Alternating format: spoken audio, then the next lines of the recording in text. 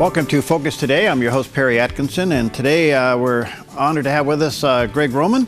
He's director of Middle East Forum, and we have a lot to talk to him about and get caught up on things there in the Middle East. Hi, Gregg. Good to see you. How you doing today? Great. Thanks for having me today. You bet. Tell us, what is the Middle East Forum? What do you guys do? The Middle East Forum is a research organization based in Philadelphia that's been around for about 23 years, led by Daniel Pipes, one of the foremost experts on the Middle East and Islam in our country and perhaps around the globe today. Our organization's mission is to promote American interests in the region and to defend Western values from Middle Eastern threats. All right. So how would you describe the condition in the Middle East today from your perspective? I think that to call it chaotic would be giving it a compliment. The situation right now is spun between three different areas of influence that are trying to exert hegemonic dominance over the entire region. The first is that of the axis of the Shia and the Iranian-backed and Russian-backed terror entities and terror states associated with Hezbollah, segments of Lebanon, segments of the Iraqi government, Syria, the Houthis in Yemen, and also some other vagrant groups that are active in other countries around the region trying to destabilize current stable regimes. The second segment is that of the Sunni Arab states, specifically those in the Gulf, Saudi Arabia, the Sunni faction in Yemen, Egypt, Jordan, and also the North African states. And then you have the non-Arab actors, not including Iran, like Turkey, Israel, some elements that are in Pakistan and Afghanistan, where Israel is probably the best Western ally that is in the region. But Turkey, right now, only a democracy 15 years ago, is on its way towards demagoguery and dictatorship. So they're all vying for influence in the region, but some work with each other when it's convenient, and some are opposed to each other all the time. So it's really a lot to get into. Yeah, it's very, very complicated. By the way, if people want to learn more about the Middle East Forum, is the website meforum.org? Is that right? It is meforum.org. We have a new recommendation that went to the White House this morning on a commission on radical Islam that you can find there. Writings on every country and subject in the region from over 50 of our authors. All right, meforum.org. Let me stay on that subject just for a moment, what's happening there. How do we know? I mean, they got their own civil war going on, and yet Israel and the United States is their target. How do you see this playing out? I mean, it's kind of weird, isn't it? So are you talking about Syria or within Islam itself? Well, within Islam itself. We'll start there. Okay, so we have two warring factions within Islam that is going all the way back to the 7th century when Islam was really invented by the Prophet Muhammad and his successors. There was two elements, the Sunni and the Shia, which the Shia revere a certain imam that the Sunni do not consider to be a reverend or to be of Allah, what they call God. And those two segments have been fighting each other for over 1,400 years. Now, the modern iteration of that is within Sunni Islam, there's 3 or 4 sects. Those that are ISIS branded, the most extreme, those that are Salafis, the ones that you see wearing the long beards, the pious hats. They may not have an aversion towards violence, but they do believe in Sharia law over democracy or any other form of government. You have the autocratic Sunni regimes, which is like Saudi Arabia, which has Wahhabist Islam, but sometimes they break it when it's convenient for them. But then I think you also have to consider the moderate Sunni regimes, like Indonesia, which has the world's second largest Muslim population. Sometimes first, it depends if you want to compare that with the Muslim population in India. And you do have a lot of moderates within Sunni Islam itself. In Shia Islam, the main country that has the most amount of Shia Muslims is Iran, which we know about the Ayatollah and the revolution back in 1979. And Iran was really the innovator of Islamism, or trying to use Sharia law as the form of governance for a country.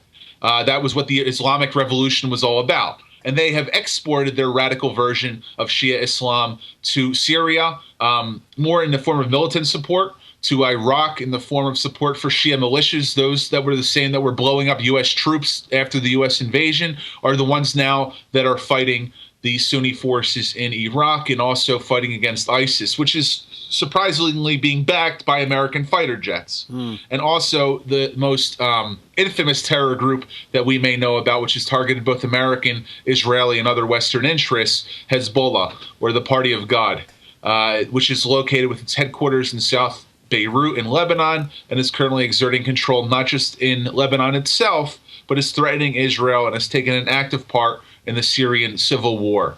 Sunni versus Shia, with both kinetic means and with prophetic means when it comes to their two schools of thought fighting against one another. All right, so but the one thing they do have in common is Sharia law? Well, when you say Sharia, there's different interpretations. For instance, in Judaism, there's Reform, Orthodox, Conservative. Right. Within Christianity, there's Catholicism, there's Protestantism, there's Evangelicalism, mainline Baptist churches, whatever you want to call it. So while the Sharia is, let's call it the canon of Islam, the interpretations are different according to the sect of Islam in which interprets it. So Sufi Islam, which is, I think, the most moderate version, is the most widely practiced. When it comes to the derivatives of Sunni Islam, whether it be Wahhabist or Deobandi, which are some of the more extreme versions, those are the ones that you have to look out for. So Islam as a whole is a religion. Islamism is the way in which the interpretation of that religion is used to subjugate individuals. Okay, because I think the question that keeps coming up is, where is the peaceful Muslim speaking out and bringing down the radical Islamic terrorists? And if they all have some form of Sharia law, which is to replace anything that's democratic, then they probably will never speak out, right? Well, we have, as an organization, the Middle East Forum is both intellectual and operational, but we're also philanthropic. We have a $2 million education fund that goes to find and support moderate Muslim organizations. A few that you might be familiar with is Zuhdi Jasser, the American Islamic Forum for Democracy. He's based in Arizona. Yeah. He's a member of the Republican Party. He's an outspoken, practicing moderate Muslim that is often on the airwaves criticizing American Islamist organizations like the Council on American Islamic Relations, the Islamic Society of North America. You have another entity called the Muslim Reform Movement. Someone that you might want to look out for there is a woman named Asra Nomani. Are you familiar with the story of Daniel Pearl, the American journalist that was executed by Khalid Sheikh Mohammed in Pakistan? Yep. Asra Nomani was his junior journalist partner in Pakistan during that time. She was his interpreter and also was familiar with the land. So she now is actively helping not just the Trump administration, but encouraging National Security Council officials to recognize that there is a difference between moderate Islam and the more conservative and ultra-Orthodox version of it, which is practiced by a lot of American Muslims. But I think you have to look at the statistics that just came out in the Pew poll on religion a few years ago. I think about 80 to 85% of Muslims worldwide are those that you can consider moderate. 10 to 15%, which still translates to millions of individuals, are those that would be considered radical or under the influence of a sort of radical interpretation of their religion. So they are there, but for the most part, they're being ruled by individuals that have a much more severe interpretation of their religion than their subjects do. All right, let me take a break here. Gregg, we'll come right back. Let me just say to our viewers and listeners, you may want to check out Gregg's website. He's the director of Middle East Forum, and you can go to ME, stands for Middle East Forum, meforum.org, and see all of his contributions there. We'll take a quick break. We'll be right back. I'm Paulina Leiser, producer of Focus Today. Thank you for watching this video, and make sure to check our other videos at theDove.us. Welcome back to Focus Today. Boy, what a great time we're having with Gregg Roman. We're learning a lot from him. He's the director of the Middle East Forum. And I got to say, you may want to check out this website, meforum.org. Great contributions there on all of these things that we're talking about in some of his articles, meforum.org. Gregg, this is fascinating. So let me see if I can get this straight and keep it simple from a layman's standpoint.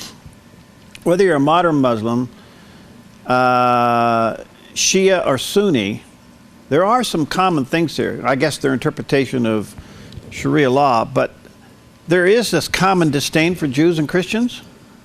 No, you actually have within certain segments of Israel, Bedouin soldiers that serve within the Israeli army.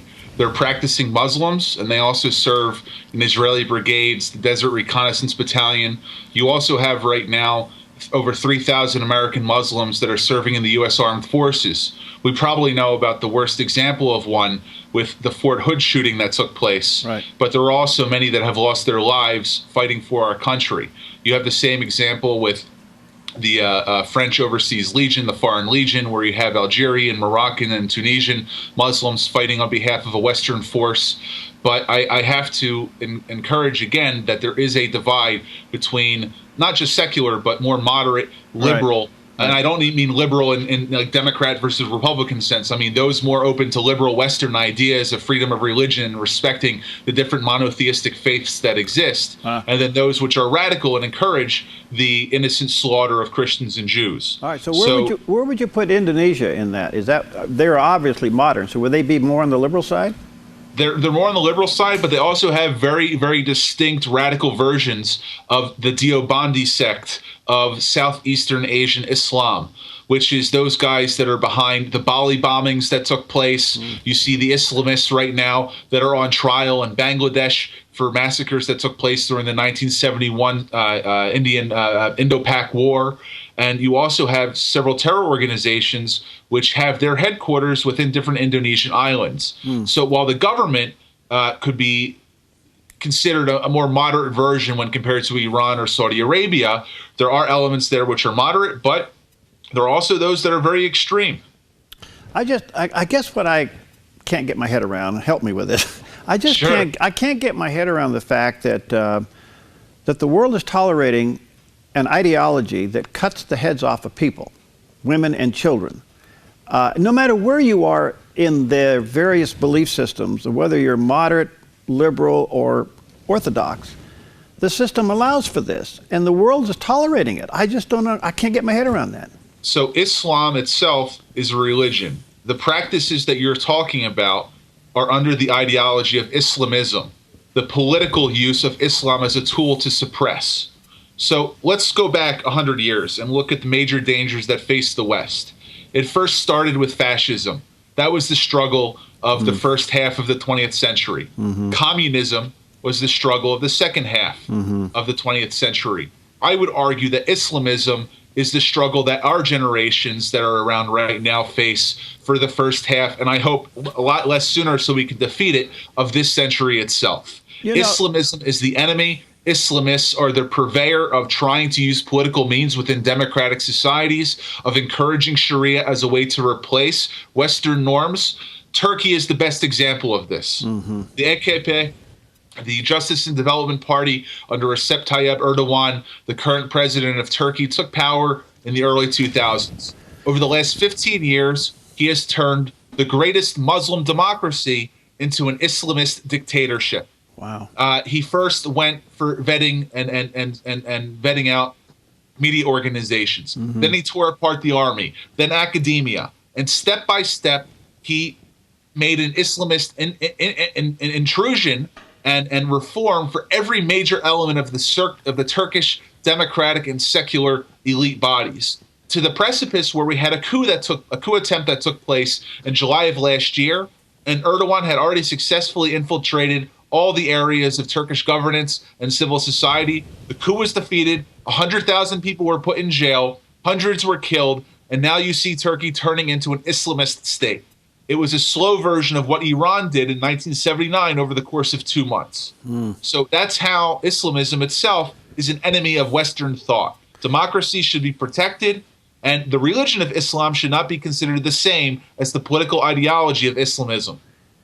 I got to say, you finally put it into perspective for me. Thank you. That is a great explanation. And there's more there than I know that you shared with us, but it does frame the argument for me a whole lot better and puts it into perspective. Thank you for doing that. Recently, as you know, President Trump has invited Prime Minister Benjamin Netanyahu to the White House. By the way, he went through the front door this time. What do you think of the new relationship now and this bond that seems to be renewed between America and Israel? Well, I'll tell you a little unknown story about Netanyahu and one of Trump's advisors, and then give you my answer. It'll be put in the context of it. Okay. Jared Kushner, we know him as Donald Trump's son-in-law, the husband of Ivanka Trump. and Benjamin Netanyahu and Kushner's family actually go back 20 years. Wow. The first time that Netanyahu was prime minister, he came to visit the United States in the mid-90s and visited New York. He actually ended up staying in the Kushner family household, going so far to kick Jared out of his bedroom so he could sleep on the couch in the basement so that he and his wife would be able to stay in a bedroom rather than on a couch. Wow. So Kushner and Netanyahu, Kushner, who's been appointed sort of the individual responsible for the peace talks and Middle East policy in the Trump administration, have an over 2-decade relationship going back to when he was a teenager.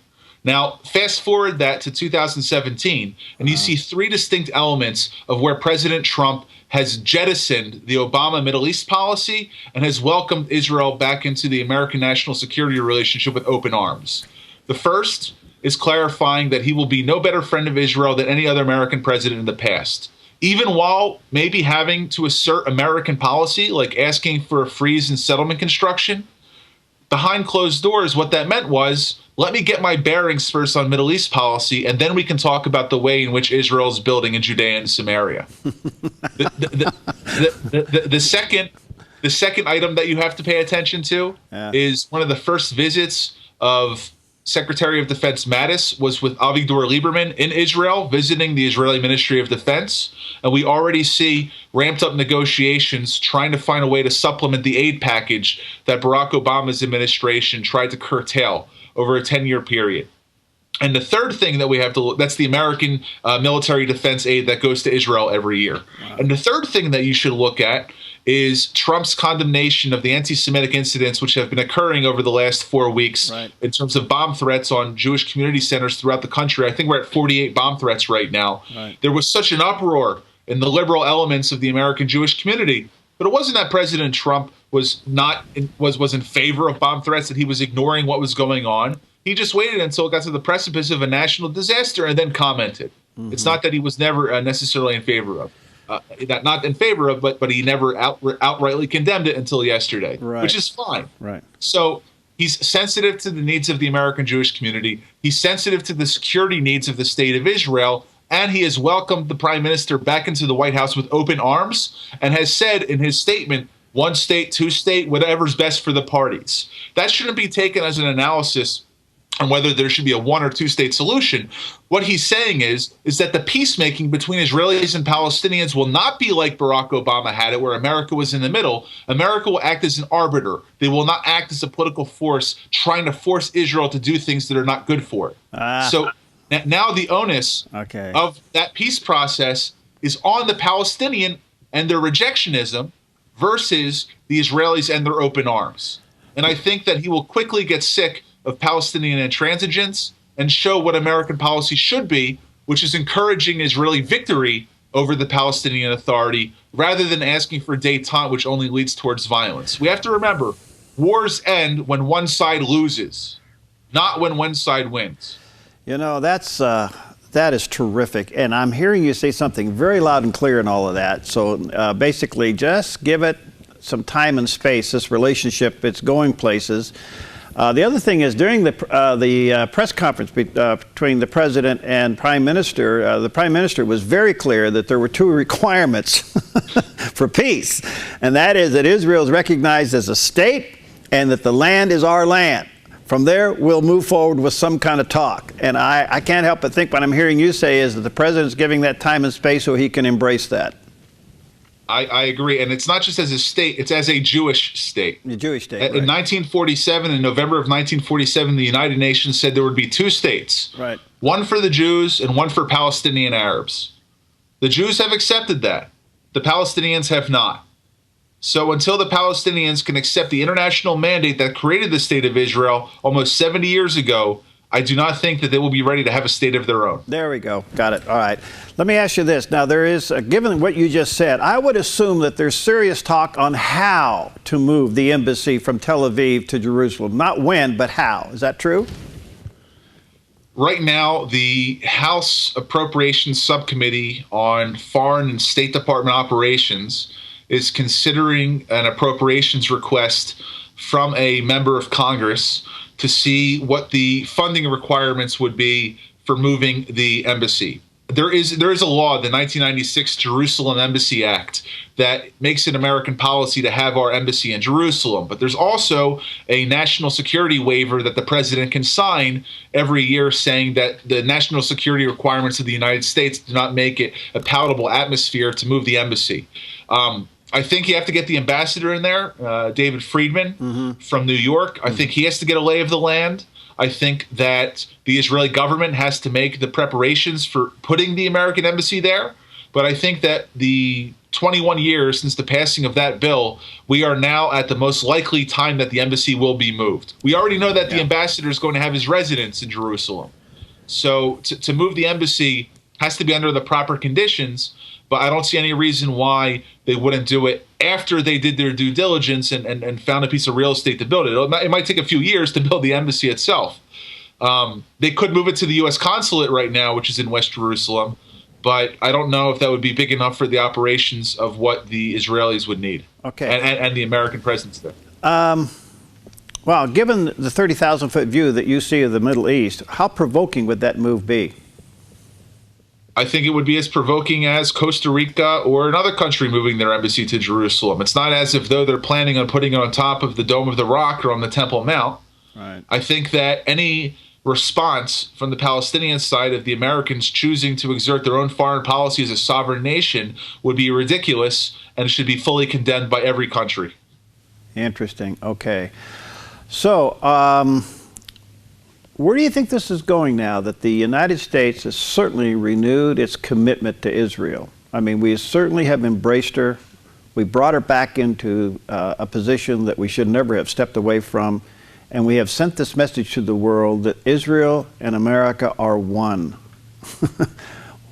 I think we're moving to a alignment of interests between Israel, the United States, and other American allies in the region. Security cooperation between Egypt and Israel on Israel's southern border and the Egyptians in the Sinai Peninsula against ISIS in the Sinai. You have energy and water cooperation right now between Jordan and Israel with the signing of a multi-billion-dollar gas deal. You have the provision of fresh water to Aqaba in southern Jordan. And we might even start seeing intelligence and military cooperation between Saudi Arabia, the Arab states, and the state of Israel vis-a-vis Iran. As Iran gets more boxed in, their tendency to lash out will increase, and that will require more security cooperation coordinated by the United States between Israel and other moderate Sunni Arab states. Moderate in the security context, not in how they practice their religion. Golly, I wish I had you for an hour, but I got to let you go. But let me ask you one other quick question. Given what you just said, where does that put Egypt? Because we'd have to fly over Egypt, or at least Israel would have to fly over Egypt if they were going to do anything on Iran missile sites. Israel would fly over Saudi Arabia. I mean, Saudi Arabia. I'm sorry. Yeah. I got my geographic wrong. What do you think? I think that any move against Iran would be welcomed by the Saudis, as long as the Saudis didn't have to do it themselves. Boy, that shows you how deep that divide in their own civilization really is. That's amazing. That's amazing. Hey, you're a delight, friend. Can we get you back? Sure. Okay, so what's at your website? People go to meforum.org. Where do they get there? So you get three different kinds of analysis on the Middle East. There is MEF TV, which is our YouTube channel. It just started last week, and you get 8-minute analyses on every country in the region and every subject that is being talked about in the news media. Real insightful analysis, not politically charged. Okay. You also get articles. We publish over 500 articles every year on everything from the Yemeni civil war to what Donald Trump's policy options should be in the region to the threat of Islamism in Europe and in the United States. And we also, as a third part, have campaigns. I mentioned one earlier today, the Commission on Radical Islam, a recommendation for the White House, and also right now trying to sever the relationship between a college campus in northern Samaria in a Palestinian town called An-Najah University and San Francisco State University, where they're using taxpayer dollars to hold conferences of convicted American and Palestinian terrorists, both in the United States and in the town of Nablus there. Wow. So check it out. We have a lot of different people. We have 30 people working on this full time, another 50 fellows of different varieties. Wow. So it's really a robust and friendly analysis of the Middle East that's for your everyday man. Our main rule is it always has to be interesting. It always has to be original. So you're terrific. Thanks, friend. God bless you. Let's get you back soon, okay? thank you very much. All right. We'll be right back.